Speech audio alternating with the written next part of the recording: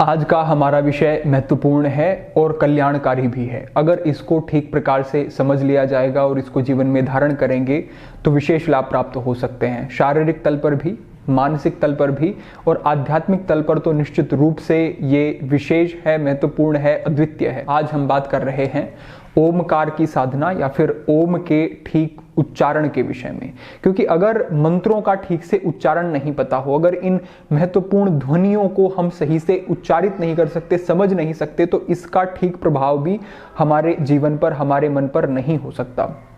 बड़ी ही सावधानी की जरूरत बताई गई है हमारे शास्त्रों में। जब हम ओम की ध्वनि को उच्चारित करते हैं तब बड़ी सजगता की आवश्यकता है। क्यों सजगता की आवश्यकता है? क्योंकि ये ब्रह्मांड की एक मूल ध्वनि है।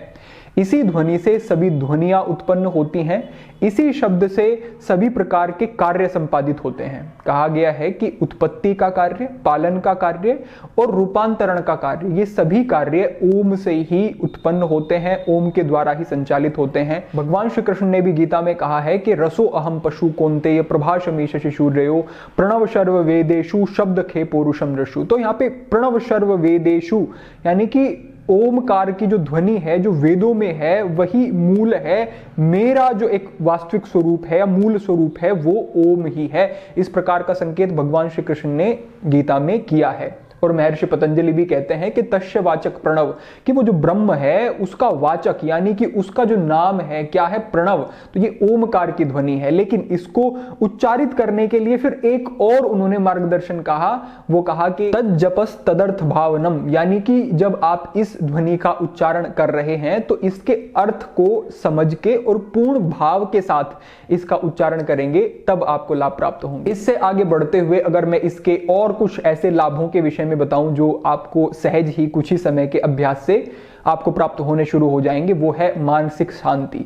यानी कि ये व्यक्ति के अंदर सात्विकता को बढ़ाएगा। सतोगुण जितना जितना व्यक्ति के अंदर बढ़ता चला जाएगा उतना ही उसका तमोगुण, रजोगुण के जो विषय होते हैं उनसे आसक्ति समाप्त हो जाएगी। उसके जीवन में एक सात्विकता, एक पूर्णता, एक शांति, एक सौम्यता आ जाएगी जो कि उसके जीवन को सुंदर और आनंदित बना देगी। तो मन निरंतर इससे शांत रहेगा ओमकार की ध्वनि का ठीक से उच्चारण करने से। इससे आगे बढ़ते हुए जो वात, पित्त और कफ का जो एक सिद्धांत है आयुर्वेद के अंतर्गत, वो भी इससे प्रभावित होते हैं और संतुलन में आते हैं।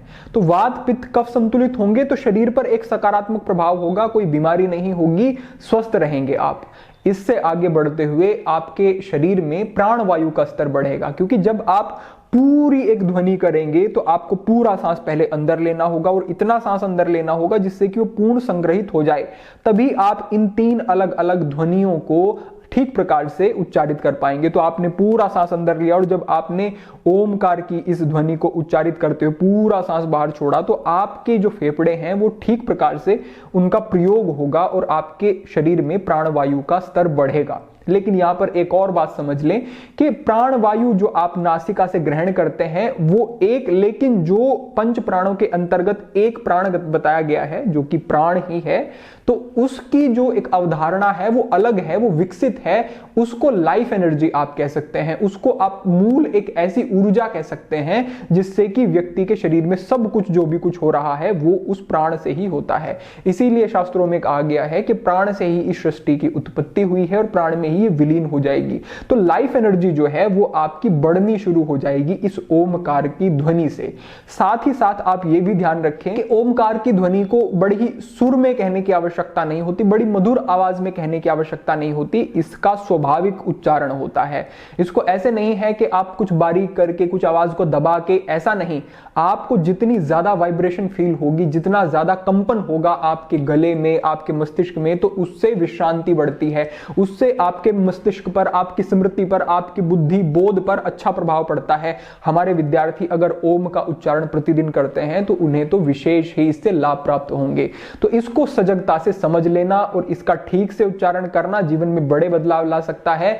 और अगर आप आध्यात्मिक पक्ष की बात करते हैं तो ध्यान में चाहे वो एकाग्रता हो, चाहे वो आपके मन पर नियंत्रण की बात हो, चाहे आपका आपके इष्ट के प्रति जब अगाध प्रेम होगा तो जीवन में जो कुछ घटित होगा और भक्ति योग, ध्यान योग में प्रगति होगी, वो सभी विषय इसमें आ जाते हैं, इसमें जुड़ जाते हैं। इससे आप वो सब लाभ ले सकते हैं।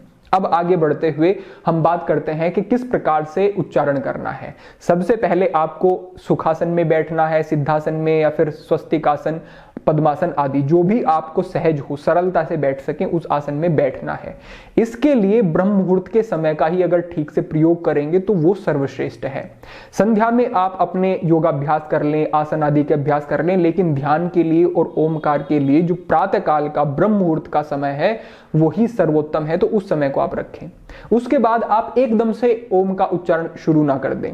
आप कोई एक मंत्र रखें जो कि आपके इष्ट से संबंधित है, जहां पर आपकी श्रद्धा है। उस मंत्र का उच्चारण आपको करना है 10 बार, 20 बार, जितना आपको सुविधा लगे। उसके बाद आपको सहज कुछ गहरी लंबी सांस लेनी है और आप अगर कुछ समय तक कर सकें तो नाड़ी शोधन प्राणायाम का अभ्यास करना है। नाड़ी शोधन के बाद आपको एकाग्रचित होकर के बैठना है। इस प्रकार से ज्ञान मुद्रा में अपने हाथों को रखना है।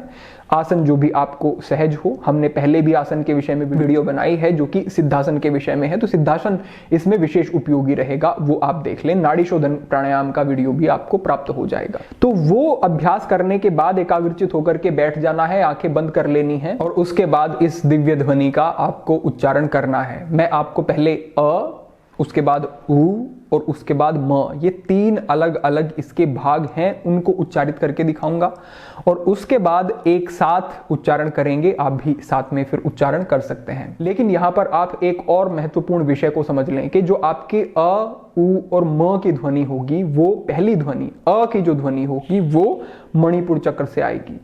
ऊ की जो ध्वनि आएगी वो आपके हृदय चक्र यानी अनाहत चक्र से आएगी और जो म की अंतिम ध्वनि होगी वो आपके विशुद्धि चक्र से आएगी। ये इस प्रकार से ऊर्ध्वगमन इसका होता है ऊर्जा का, जो कि मणिपुर से लेकर के और ऊपर तक आप ऊर्जा को लाते हैं और फिर ये ऊपर की तरफ कैसे संचारित होता है वो अभ्यास और साधना के बाद। लेकिन पहली ध्वनि यहां से, दूसरी ध्वनि हृदय चक्र से, उसके बाद विशुद्धि चक्र।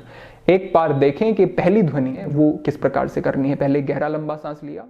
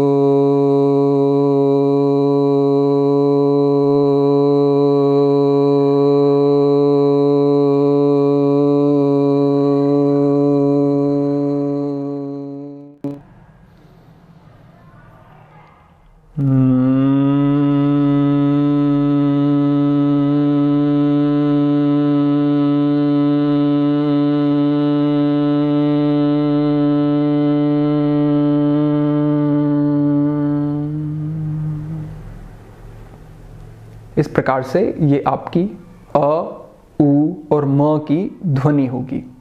यहाँ पर आपको ध्यान रखना है कि जो सबसे लंबे समय तक आपको ध्वनि उच्चारित करनी है वो म की ध्वनि है। म की ध्वनि पर विशेष ध्यान और उसको लंबा करते जाएं। एक बार पूरा गहरा सांस लेना है और उसके बाद फिर पूरा सांस आपका बाहर आ जाना चाहिए इन 3 ध्वनियों के साथ। इनको संयुक्त रूप से एक बार अभ्यास करते हैं, साथ में भी कर सकते हैं आप। पूरा गहरा सांस अंदर लें,